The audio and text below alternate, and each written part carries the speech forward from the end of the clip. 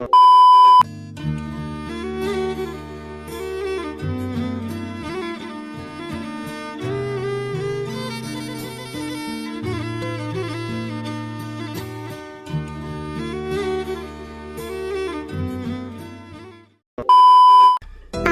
ভালো না, থেমে থেমে বৃষ্টিপাত হচ্ছে আর আকাশ হুঙ্কার দিচ্ছে। চোখের সামনে একটু পরপর দিনের আলো ফুটে উঠছে। ফুলে ফেঁপে থাই গ্লাসটা তাড়াতাড়ি টেনে দিলতে বৃষ্টির প্রবল ঝাপটা ঘরে ঢুকছে। এখন একটু আগে সশব্দে ট্রান্সমিটার গিয়েছে, তার বদৌলতে সবখানে অন্ধকার। কোয়ার্টারের চতুর্দিকে ছড়িয়ে আছে ঘুটঘুটে অবস্থা। জানালার কাছে দাঁড়িয়ে আছে সে, হাত দুটো ভাঁজ করা বুকের কাছে। দরজার নব মুচড়ে প্রবেশ করলো কেউ। শব্দটা শুনতে পেল তে। আগত মানুষটার জন্য স্থির সুরে বলল, ডিউটি শেষ 4টায়, বাড়ি ফেরেন 5টায়, আজ আসলেন 8টায়। কোথায় ছিলেন আপনি? কড়া প্রশ্নের কাছে থেমে গেল জাংকুক। এখনো ভেজা টি শার্টটা গায়ে, খোলার সুযোগ পায়নি। আয়ু যিশু ওদের খপ্পরে ফ্রেশ হওয়া হয়নি। দরজাটা ঠেলে দিল সে, বিব্রত চোখে জানলার দিকে তাকালো। কাট কাট প্রশ্নের উত্তরটা শান্তভাবে দিল, একটু কাজ ছিল বাইরে, এর জন্য যেতে হয়েছে। তোমার কোনো জরুরি কাজ ছিল? উত্তরটা শুনে জোরে নিঃশ্বাস নিলতে থাই গ্লাসে দৃষ্টি রেখে সন্দেহহান করে বলল, আপনি বিয়ের আগে কি করতেন? কিচ্ছুই জানতে চাইনি, আজ জানতে চাইবো, মিথ্যা বলবেন না। এই জেহবকে আপনাকে চিঠি দেওয়ার কি উদ্দেশ্য তার? আপনি এই ভদ্রলোকের সাথে কেন যুক্ত হয়েছেন? আজ দুপুরে আপনার নামে চিঠি আসে, সেখানে ঠিকানা দেওয়া আছে, ব্যক্তির নাম জেহব। আপনি গুপ্তভাবে কিসের সাথে জড়িত আছেন সবটা শুনতে চাই আমি। সবে শার্ট খুলেছে জাংকুক, শেষ বোতামটা খুলতে গিয়ে স্থির হলো সে। তার চোখ দুটো থমকে গেছে। অবাকের রেশটা নিয়ে চোখ খুলে তাকালো সে, সোজা সোজা তাকালো তের দিকে। কণ্ঠে বিস্ময় ভাব ফুটিয়ে প্রশ্ন করলো জাংকুক, তুমি ওটা পড়েছো? ঘুরে দাঁড়ালো তে, সরাসরি তাকালো জাংকুকের দিকে। জাংকুকের চোখে বিস্ময়ের ঢোল, ঠোঁট দুটো কিঞ্চিত ফাঁক হয়ে গেছে। তে পা বাড়িয়ে জাংকুকের কাছে আসলো। শার্টের শেষ বোতামটা খোলার জন্য যেই হাত বাড়ালো, অমনি বাদ সাধলো জাংকুক। হাত উঁচিয়ে থামিয়ে দিল, তীক্ষ্ণ দৃষ্টি ছুড়ে বলল, পারমিশন নিয়েছিলে? তে সামান্য ঢোক গিলল, সেটা ভয়ে না দ্বিধার বোঝা গেল না। আবছা অন্ধকারে পরিষ্কার কণ্ঠে বলল, আমি আপনার বডিগার্ডকে বলেছিলাম, উনি বলেছেন আমি ওটা দেখতে পারবো। আপনার এরকম অর্ডার আগেই দেওয়া ছিল। তাছাড়া চিঠির ভাষাগুলো সঠিক না, ওখানে স্পষ্ট করে লেখা আপনি ওনাকে সাহায্য করেছেন। ওই ভদ্রলোক কিসের কথা বলছে? চিঠিটা গুরুত্বপূর্ণ, তেমনই গুরুত্বপূর্ণ শান্ত থাকা। তের উপর খেপা যাবে না, ও কিছুই জানে না, ভুলবশত খুলে ফেলেছে, সেটার কথা 7-5 করবে না সে। এটুকু ভরসা ওর উপর করা যায়। সাবধানতার জন্য দরজাটা লক করলো জাংকুক। ভেজা টি শার্টটা সোফার উপর ছুঁড়ে তের দিকে তাকালো। কণ্ঠটা খুব খাটো করে দেখে বুঝিয়ে বলল, এগুলো খুব জরুরি জিনিস, অনেক তথ্য এখানে লুকানো আছে, এগুলো খুলো নাতে। তোমার কাছে অনুরোধ, চিঠি এলে সেকেন্ড ড্রয়ারে রেখে দেবে। তোমাকে যা জানানোর তা জানাচ্ছি, কিন্তু প্লিজ চিঠি পড়তে যেও না, অনেক সেন্সিটিভ জিনিস ওখানে লেখা থাকে। এগুলো আমি চাই না তুমি পড়ো। আমার ফোন মাঝে মাঝে ট্র্যাক করা হয়, তুমি সেটা জানো, সেখান থেকে কল রেকর্ড নেওয়া হয়। এসব কে করছে পরে বলবো, আমি রিস্ক নিতে চাই না।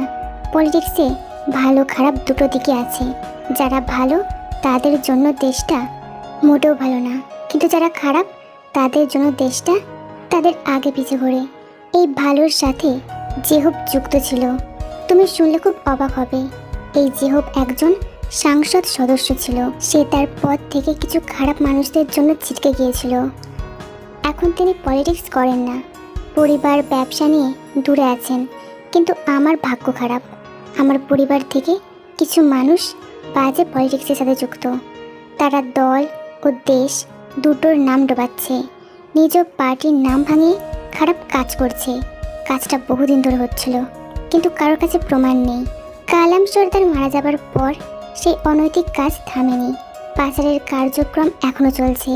কে বা কারা মুখোশের আড়ালে আছে কেউ জানে না, কেউ কুল কিনারা ধরতে পারছে না। সবার মধ্যে ভীতিকর অবস্থা তৈরি হয়। কালাম সর্দারের মতো বহু শয়তান দেশে লুকিয়ে আছে, কিন্তু তাদের চালাচ্ছে কিছু ক্ষমতাসীন মানুষ। খবরটা আমাকে জেহব নিজে জানিয়েছে। একটু থামলো জাংকুক, হাত ঘড়িটা খুলে টেবিলে রেখে দিল।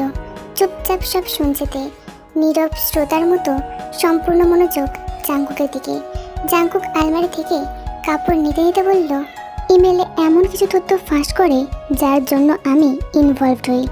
এই ফিল্ডের সাথে আমি যুক্ত না, আমার কাছে তথ্য থাকা মুশকিল। আমার প্রয়োজন ছিল এমন একজন মানুষ যে কিনা ধূর্ত ও বুদ্ধিমান। আমি জিহবকে একবার সাহায্য করেছিলাম, সাহায্যের বিনিময়ে শুধু এই কেস না, জিহোর কেসেও হেল্প করেছেন। দেশের নামকরা গোয়েন্দা হায়ার করে দিয়েছেন, কারণ জিহোর ঘটনাটা 3 বছর হয়ে গেছে। এই পুরনো কেসটাকে মার্ডার কেস কনভার্ট করতে গেলে অনেক প্রমাণ দেখাতে হবে, সেটা একমাত্র উনি দিতে পারেন। একটা ক্রাইম ডিপার্টমেন্টের যত প্রমাণ সংগ্রহ করতে পারত তার চেয়েও সূক্ষ্মাতি সূক্ষ্ম ডিটেলস তিনি সোর্স থেকে টেনে এনেছেন। ফরেন্সিক ডিপার্টমেন্ট থেকে তিনি বের করেছেন বহু তথ্য। সব মিলিয়ে একটা মার্ডার কেসে তদন্ত চলছে, যেখানে সত্য উদ্ঘাটন হলে আরও 10টা সত্য বেরিয়ে পড়বে। জিহব আমাকে দেখা করতে বলেছে। এই চিঠিতে মেবি টাইম, প্লেস সব লেখা আছে। যদি তাই হয় তাহলে এই সাক্ষাতের পর অনেক কিছু খোলাসা হবে। বলতে গেলে আমার আলটিমেট কাউন্টিং শুরু। এরপর কেস ডিসমিস। আলমারিটা লাগিয়ে ফিরে এলো সে। ডান কাঁধে পোশাক ঝুলিয়ে ওর কাছে আসলো, মুখের দিকে একটু ঝুঁকে হালকা কেসে বলল, কবে যেতে হবে বলেছে? তে নির্মল চোখে তাকিয়ে আছে, প্রশ্নের প্রতি ভ্রুক্ষেপ নেই। অমন অবুঝ চাহনির দিকে তাকিয়ে থাকলে মনটা বিহ্বল হয়, আকৃষ্ট হয় খুব। মুখের কাছে নত হয় জাংকুক। ছোট্ট মুখটার দিকে আরেকটু ঝুঁকলো সে। মধ্যবর্তী দূরত্ব কিঞ্চিত রেখে আলতো গলায় বলল, আমাকে কবে যেতে বলেছে? চোখে চোখ রেখেছে তে, এক বুক ভয়, প্রচণ্ড সংশয়, অপ্রস্তুত চিন্তায় তাকিয়ে আছে। চিঠিটা যদি কুটি কুটি করে ধ্বংস করত, যদি ওটার অস্তিত্ব নষ্ট করত, কেন জানি ভয় হচ্ছে। ওই ঠিকানায় গেলে কিছু একটা হবে। স্থান, সময় রাত 11টা, গাড়ির রং নেভি ব্লু, গাড়ির নাম্বার 8306। তে ঢোক গিলল, নিচের শুকনো ঠোঁটটা ভিজিয়ে ভিতর সুরে বলল। জাংকুক মৃদু হাসলো, ওর নাকের ডগায় নাক ছুঁয়ে বলল, কণ্ঠ কাঁপছে, ভয় পাচ্ছ? ঠোঁট কামড়ালো তে। ভিতর থেকে কেউ যেন চিৎকার করছে, কেউ যেন বলছে, ভয় পাচ্ছি, ভয় পাচ্ছি, আমি খুব ভয় পাচ্ছি। তে দাঁত শক্ত করে নিজেকে সামলালো, গলা ভিজিয়ে ছোট্ট করে বলল, না ঠিক ভয় পা।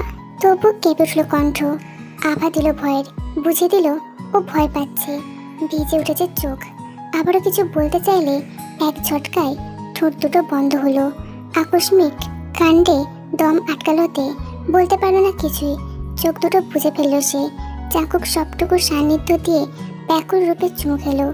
দেখে ছোট্ট হরিণীর মতো বুকের কাছে টেনে নিল, অস্থিরভাবে জড়িয়ে ধরল, দুটো হাতের বেষ্টন দিয়ে চেপে ধরল ওকে। এই ছোট্ট মানুষটার প্রতি ভারী লোভ একটু একটু করে পরমা স্ত্রীকে আগলে রাখলো সে।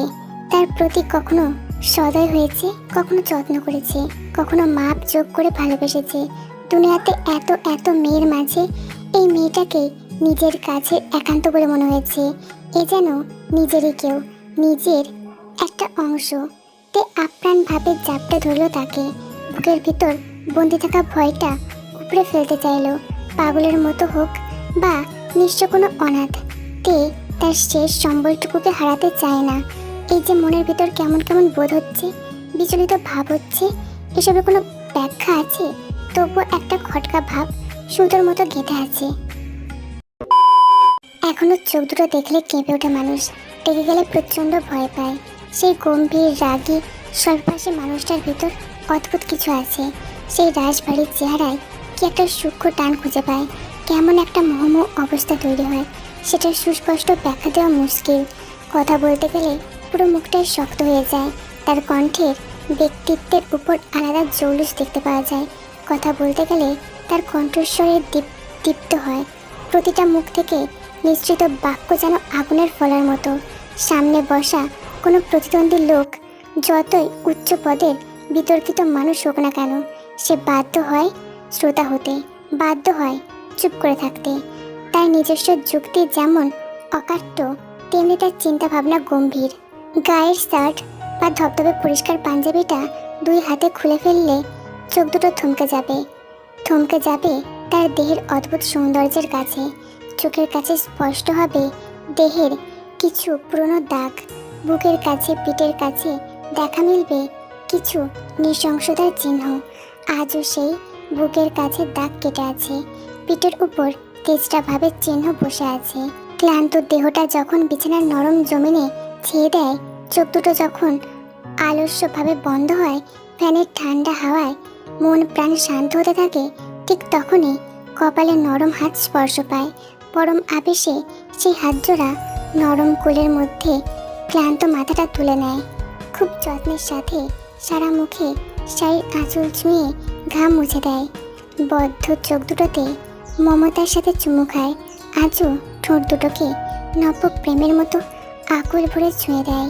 মিহি গলায় সুমিষ্ট সুরে ছোট্ট প্রশ্ন করে, এভাবে কাজ করলে সুস্থ থাকবে? কঠিন মূর্তির চেহারাটা এক পলক হাসি হাসি হয়ে ওঠে। প্রশ্নের পরিপ্রেক্ষিতে জবাব না ছুড়ে কোলটার মধ্যে মুখ ডুবিয়ে দেয়। দুটো শক্ত সৌমার্দ্য হাত দৃঢ়ভাবে শাড়ির পেঁচানো কোমরটাকে জড়িয়ে ধরে প্রশ্নের আখ্যানকে নাকচ করে তার ছেলের সাথে বলে, আমি সহজে অসুস্থ হই না ওয়াইন, এ কথা তুমি ভালো করেই জানো। একবার শুধু জেদের বসে অসুখ আমদানি করেছিলাম। বাথটবে বরফের সাথে স্নান, উফ, সেই দিন টাইটানিক ফিলিংসটা আজও ভুলিনি।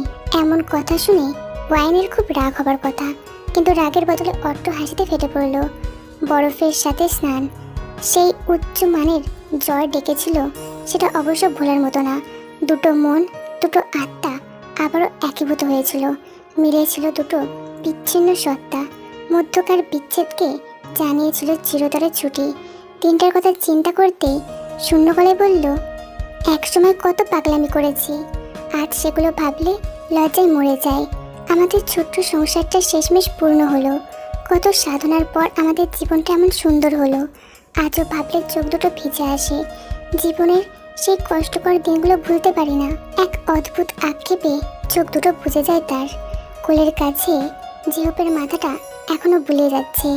নিত্যকর্মের মতো চুলের ডগায় আঙুল ছুঁয়ে দিচ্ছে। উপভোগ্য হিসেবে আরাম পাচ্ছে জেহব। সে আরাম পাচ্ছে প্রিয়তমার ক্রোধেও। তার ক্ষণে ক্ষণে আঙুল ছোঁয়ানো স্পর্শে শান্তি পাচ্ছে। মাথা থেকে হাতটা টেনে ঠোঁটের কাছে আনলো। ছোট্ট ছোট্ট চুমু বসিয়ে ঠান্ডা গলায় বলল, ভুলে যাও ওয়াইন, আবারও বলছি, সবটা ভুলে যাও। এখন তো আমি আছি, আমাদের দুটো সন্তান আছে, তাদের দিকে তাকিয়ে ওই দিনগুলো ভুলে যাও। তুমি ওসব ভেবে এখন আর কেঁদো না। কেন আমাকে কষ্ট দিচ্ছ? তোমাকে তো আমি বারবার বলেছি ওসব ভেবো না। কিছু অতীত ডিলিট অপশানের মতো মুছে ফেলতে হয়, সেসব স্মৃতি ট্রাশবিনেও রাখতে নেই। ওয়াইন মাথা নিচু করলো, জেহপের দিকে কারো দৃষ্টি রেখে বিষাদ সুরে বলল, তুমি আমার জন্য সবটা ছেড়ে দিয়েছো, ওই পাষণ্ডগুলোর কাছে ক্ষমাও চেয়েছো। এটা ভাবলে আমার বুকটা ছেদ করে ওঠে। তোমার সৎ আদর্শটা ওরা চুরমার করে দিল, কোনো মূল্যই দিল না। তুমি তো কারোর ক্ষতি চাওনি, তবু ওরা তোমাকে কতখানি ঘুরিয়ে দিল। যেদিন তুমি ভোটে জিতলে, তোমার মুখে যে হাসিটা ছিল, সেই উজ্জ্বল চেহারা নিয়ে তুমি বিজয়ী ভাষণ দিলে। সেদিনকার জিহবকে আমি কোনোদিনও ভুলবো না। নিজের চোখের সামনে তোমাকে গড়তে দেখলাম, একদিন আমার সামনে সবটা শেষ হয়ে গেল। যদি সেই দিন ওই লোকটা তোমাকে হেল্প না করতো, তুমি কি কোনোদিনও সন্তানের মুখ দেখতে পেতে? পুরনো কথাগুলো উঠলে মনটা ঘুমিয়ে যায়। শুকনো ক্ষতের ওপর ঘা লাগে, টনটন করে ব্যথাগুলো। ওয়াইনের কথাগুলো শুনে স্তব্ধ হয়ে গেল সে। কিছুক্ষণ নীরব থেকে পুনরায় শীতল কণ্ঠে বলল, নিজের প্রতি সৎ ছিলাম, তাই হয়তো শেষ রক্ষাটা হয়েছে। না হলে যে নিষ্ঠুরতার ভিতরে ঢুকেছিলাম, সেখান থেকে লাশ আসতো। বয়সে সে আমার থেকে ছোট, কিন্তু মাথাটা খুব ম্যাচিওর। কি ভয়ঙ্কর সব প্রেসেস অ্যাপ্লাই করেছে। মাই গড, তোমাকে তো কিছুই বলিনি। ওয়াইন কপট রাগ দেখিয়ে বলল, তোমার এই জঘন্য স্বভাব আমার একদম পছন্দ না। পেটের ভিতর কথা লুকানো বদ অভ্যাস কবে যে যাবে? তোমার এইসব বাজে বাজে জিনিস আমার ছেলেটাও পাচ্ছে। আমি কিন্তু এসব একদম সহ্য করব না। সময় থাকতে নিজের ছেলেটাকে বোঝাও। ওর দেখা দেখে যদি মেয়েটাও এমন তামাশা শুরু করে, এরপর কিন্তু তিনজনকে খেলা দেখাবো আমি। জিহব ফিক করে হেসে ফেললো, খোঁটা দিয়ে বলল, ও পুটলি পটলা বেঁধে বাপের বাড়ি যাবে নাকি? যাও না, যাও, মানা করেছে কে? যাবে তো ভালো কথা, কিন্তু পা দুটো এই বাড়িতেই ফেলে যাবে। ভাঙা পা দিয়ে হাডুডু খেলবো। ওয়াইন ভুরকুচকে ক্ষোভ দেখিয়ে বলল, তোমার এইসব বেআইনি প্যাচাল বাদ দাও। কথা এগুলো না আর। বেজে উঠল ফোন। কলটা খুব গুরুত্বপূর্ণ। জেহব চুপ করে আছে। কেটে যাওয়ার শেষ মুহূর্তে কলটা রিসিভ করলো।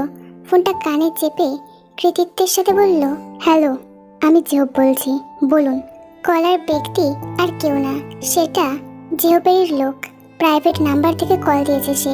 গোপনীয় কথাটা জানাতে উদ্যোগের সাথে বলল, TEXT। এরপর কলটা কেটে গেল। TEXT মানে টেক্সট, অর্থাৎ মেসেজ আসবে। ওয়াইন ইচ্ছে করেই প্রাইভেসির জন্য সরে গেল, বেরিয়ে গেল রুম থেকে। জেহব এবার নিরিবিলিতে কাজটা সারতে পারবে। কিছুক্ষণ অপেক্ষা করতেই কাঙ্ক্ষিত টিউনটা বাজলো এবং সেখানে ক্লিক করতেই টেক্সট শো করলো। ডান থেকে বামে চোখ ঘোরাচ্ছে জেহব। মনে মনে পড়ছে সে।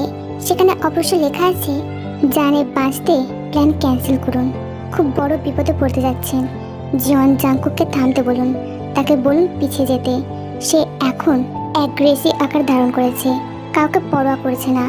জিহোর কেসের তদন্ত করতে সে চুল ছেঁড়া তথ্য টেনে ফেলেছে। দুই একজন মানুষের জন্য পুরো পার্টির নাম খারাপ হবে। দয়া করে থামতে বলুন। আপনার সাথে যা হয়েছে তা ওনার সাথে হলে খুব খারাপ হবে।